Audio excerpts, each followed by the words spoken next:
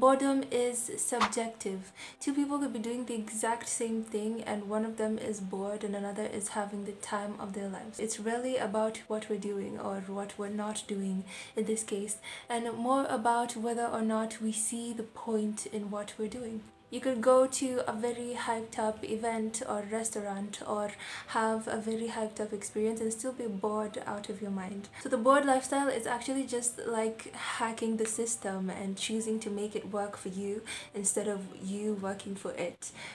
When you look up boredom on the internet, you're bombarded with the list of things you could do to get away from boredom as fast as possible. But in this video, I'm actually going to go the other way and teach you to lean into your boredom and perhaps embrace it a little more. Which might sound a little odd at first, but I personally have been living a bored lifestyle for a good amount of time now, and I've discovered so much about its purpose and its benefits in our lives. So I feel you might want to hear me out on this one, and if you do, let's get right into the video.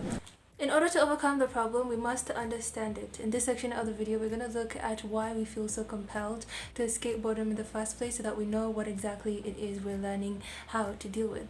To put it simply, boredom just doesn't feel good. Boredom is what happens when we feel the need to do something but we don't know exactly what we want to do, and the options around us of things to do don't really feel appealing enough to partake in. It is a mind-numbing, soul-crushing, existential, dread-inciting experience, and I understand the need to want to escape from it as fast as possible. Boredom forces us often to sit in our thoughts, analyze our life's decisions, and think about everything that has led to this moment, which is not the most exciting thing to do, especially when you can just tap into the nearest distraction and escape the unpleasantness of rumination. Another reason why we are so averse to boredom is that life is short, and as human beings, we are wired to want to derive as much novelty and excitement from every single experience that we undergo. We want to get the best possible use of every single minute, and often boredom feels like the exact opposite of that. It feels like missing out when there's so many things out there that you could be doing that are so much more exciting. Boredom feels like a waste of time, essentially. If there's one thing I have learned about boredom, however, is that boredom is subjective. Two people could be doing the exact same thing and one of them is bored and another is having the time of their lives. For example, take meditation. Two people could be sitting in a room having a meditative session. One of them is absorbed in the moment, completely present and stimulated, and the other is struggling not to fall asleep. And this is not only with the practices that we consider boring, even with the practices that we sometimes consider exciting and that we feel should give us a sense of novelty can be very boring. You could go to a very hyped up event or restaurant or have a very hyped up experience and still be bored out of your mind. Something that I know we all more or less have experienced, which points us to the fact that boredom is not really about what you're doing or who you're doing it with. It's more about whether or not you can see the point in what you're doing in the first place, and whether your brain is being stimulated or challenged or applied in the ways that feel right to you. Most people would stop at, alright, so boredom doesn't feel good, just avoid it, end of story. But as creatives, we know that what meets the eye is rarely ever the full story. I personally have found that boredom has been such an elemental tool to propel my capacity for creative thinking. So now we're gonna look at how exactly boredom is useful, and you might benefit from living a lifestyle where you pursue boredom actively instead of running away from it. Let's talk about the purpose of boredom. The first purpose/benefit of boredom is a slightly philosophical approach, which is a call to look within and find our purpose, which sounds kind of serious, but I think it's worth taking a look at. Author Viktor Frankl theorizes that boredom is a manifestation of an existential vacuum. What in the world does that mean? Essentially, as humans, we have a fear of our own desires. So most of us avoid dealing with them entirely and stuff them so far down our unconscious through escapism and all those other ways that we can avoid them. So that's why we're left with this feeling of wanting to do something but not really knowing what exactly it is we want to do, and not being excited enough by the options that are around us. And when you think about it that way, boredom then becomes a crucial tool in our lives because it helps us to extract that which we have hidden so far down our unconscious that we don't even know what we want to pursue with our lives. Boredom helps incite a state of introspection and listening to ourselves so that we can bring those desires to the surface, so we can experience the rich, deep fulfillment of going after what we were put on this earth to do, as opposed to the fleeting and temporary dopamine of all the other things that we try to get this sense of fulfillment from. Even more importantly and alerting to me is the fact that by finally taking personal responsibility for our own fulfillment, it allows us to create a lifestyle for ourselves that we don't want to escape from. A lifestyle that you're genuinely excited to live and don't want to miss a single moment of. The second benefit slash purpose of boredom is personally my biggest inspiration to live a bored lifestyle, and that is the pain, pleasure, beam balance. The pain-pleasure beam balance is a metaphor that attempts to illustrate how our brain attempts to maintain balance between painful and pleasurable experiences. So essentially it's a beam balance of sorts, and pain is on one side and pleasure is on the other side. If you settle in too heavily on the pleasure side of the beam balance, then the pain side goes up and we experience sensations of pain. This is the logic behind most mental health practices that you would have seen going around that don't externally look very appealing or enticing or stimulating, but internally they're very rewarding. Take exercise for example. Exercise is largely self-inflicted pain, and in the past I could never see the point in it. Like, why would you willingly put yourself through that? Until I learned about the pain-pleasure beam balance, and how by pushing yourself through the momentary pain of exercise and sitting on that pain side of the beam balance, the brain will then try to balance that out by rewarding you with pleasure.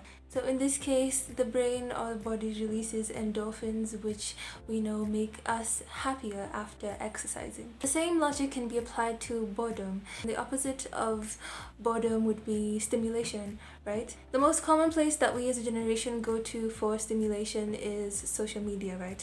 Or your preferred form of addiction. So most people would have realized that when you get a lot of that stimulation for a while, the brain tries to balance the pleasure of that stimulation by giving you some sort of pain in the form of overstimulation or just boredom in general while you're still watching or still consuming. Whereas if you leaned into the pain side or the boredom side of that beam balance, let's say for example you went on a detox or took a walk or decided to do something that's just slightly less instantly gratifying, then the pleasure side of the beam balance goes up and your brain offers you rewards.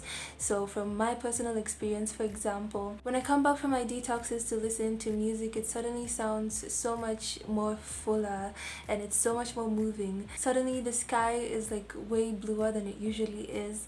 Suddenly you can derive just so much more satisfaction from simpler things that you might have initially overlooked. And when you think of it that way, or when you start reaping those benefits, you start to realize that the bored lifestyle is actually not boring at all. Because you have defried your receptors and are therefore able to derive so much more satisfaction from simple things. So the bored lifestyle is actually just like hacking the system and choosing to make it work for you instead of you working for it. Boredom benefit slash purpose number 3 is a slightly more practical approach, and that is to help you finally make the switch from being a consumer to being a creator. We know that our brains love novelty, right? And as human beings, we are wired for comfort or to take the path of least resistance. And as such, of course, your brain will accept the easiest way that you allow it for stimulation.